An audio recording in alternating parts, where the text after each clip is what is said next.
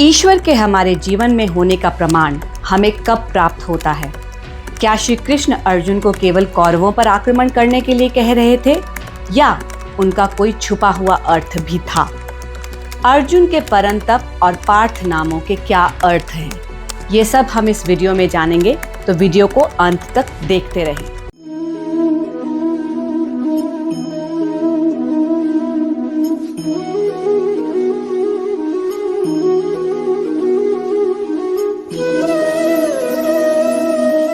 जय गुरुदेव and welcome to the channel Shlok by Shlok. आज हम भगवत गीता के अध्याय 2 श्लोक 3 को पढ़ने वाले हैं। क्लैप्यम मास्मगमः पार्थ नैतत्त्वय्युपपद्यते क्षुद्रं हृदय दौर्बल्यं त्यक्त्वोत्तिष्ठ परन्तप। एक शूरवीर और योद्धा की गरिमा से न गिरो ओ पार्थ, यह तुम्हें शोभा नहीं देता है। हृदय की इस दुर्बलता को त्यागो और उठो, अपने शत्रुओं के संहार। भगवान श्री कृष्ण ने सबसे पहले अर्जुन को यहाँ पार्थ कहकर संबोधित किया है। पार्थ यानी कुंती पुत्र। भगवान श्री कृष्ण कहते हैं कि तुम कुंती के पुत्र हो, जो एक सच्ची क्षत्राणी है। तुम एक क्षत्रिय हो, तुम एक महान योद्धा हो। हृदय की इस दुर्बलता को त्यागो। तुम्हारे नाम के स्मरण मात्र से तुम्हारे शत्रुओं का हृदय कांप जाता है। तुम्हारे गांडीव की टंकार से ही तुम्हारे शत्रु, उनके हृदय दुर्बल पड़ जाते हैं। त्यक्त्वो उत्तिष्ठ परंतपा, इन्हें त्याग कर उठो, आक्रमण करो। गुरुजी समझाते हैं यहाँ आक्रमण केवल बाहर के शत्रुओं पर करने के लिए नहीं कहा जा रहा। श्री कृष्ण अर्जुन को अपने अंदर छिपे शत्रुओं पर आक्रमण करने के लिए कह रहे हैं। हमारे नकारात्मक गुण जो हम सबके अंदर छिपे रहते हैं, श्री कृष्ण अर्जुन को उन्हें जड़ से फेंक बाहर निकालने के लिए कह रहे हैं।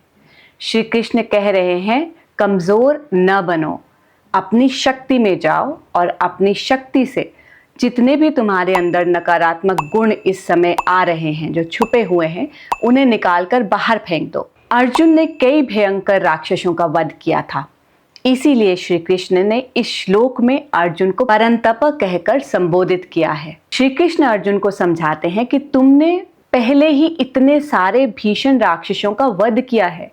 जो शत्रु तुम्हारे सामने खड़े हैं वो कुछ भी नहीं है। अपनी शक्ति को पहचानो, उसे जगाओ। गुरुजी समझाते हैं जब हम आध्यात्मिक पथ पर चलते हैं तो अक्सर हम इस पर फोकस करते हैं कि हम क्या खोने वाले हैं। नॉनवेज छोड़ना, रात को लेट नाइट पार्टीज छोड़ना, ऐसी कई चीज़ें हैं जो हमें लगता है कि अगर मैं स्पिरिचुअल पाथ पर जाऊंगी या मैं स्पिरिचुअल पथ पर जाऊंगा तो मुझे ये सब छोड़ना पड़ेगा और इसलिए मैं इस पाथ पर नहीं जाना चाहता। अगर हम गॉड कॉन्शियसनेस या ईश्वर को पहचानने के लिए डीपर जाना चाहते हैं, अपने गहरे में जाना चाहते हैं, तो हमें अपनी आध्यात्मिक साधना में, हमें अपनी स्पिरिचुअल प्रैक्टिसेस में कोई भी कमजोरी नहीं लानी है। हमें अपनी पूरी शक्ति और पूरे विश्वास से आगे बढ़ना है और उसी विश्वास से गुरुजी समझाते हैं हम ईश्वर को जान पाएंगे। हम ये जान पाएंगे कि ईश्वर हमेशा हमारे साथ हैं। यहाँ अर्जुन को श्री कृष्ण यही स्मरण करवा रहे हैं कि मैं हमेशा तुम्हारे साथ हूँ।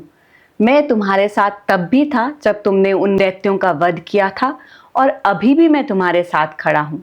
तुम अपने हृदय की इस दुर्बलता को त्यागो और आक्रमण करो।